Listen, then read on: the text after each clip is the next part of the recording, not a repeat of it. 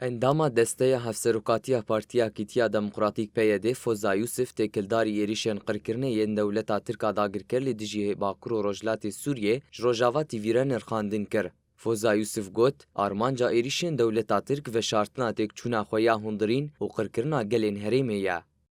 Yani yek ji sebebên yê êrîşa ew em bêjin alozî qeyrana ya hundirê dewleta Tirkî de ji bo veşêre ji bo gonêrîna raya giştiya dewleta Tirkî bibînin ser bûyerên cuda işte van êrîşa pêş dixîn. Lê di evê de yani di heqîqetê de me re karibêje ew dixwazin qirkirin pêş bixînin li ser gelê herêmê.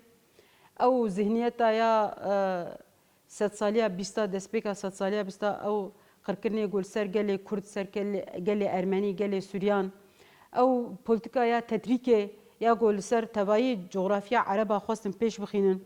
Ew siyaseta wanê metamîê wanê yê Osmanî dixwazin dîsa zindî bikin.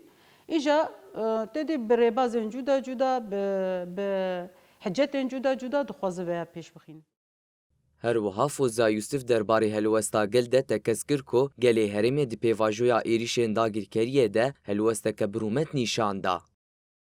Helwesta milletê me helwestekî pir birûmet û veya bi rastî êrîşa dijmin vala derdixîn. Binerin li ew sekna milletê me Qamişlo pir seknekî birûmet bû. Ew derketina wan, xwedî şehîdê xwe derketin. Ev veya cesaretekî pir mezin dide hemû hemwelatiya. Em gerekî birînê me wextê ku birînek me çê dibe gerekî em wê birîna xwe bikewînin. Wisa em rûnin û bigirîn û şîn bigirin tu ewekî ti şansekî me wisa nîne.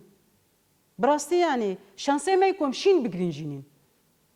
Em gerekî bi ser birîna xwe dibiçin. Em gerekî bi ser em bêjin êrişê ku hatî kirin em li hemberî wê helwesta xwe bidin nîşandan.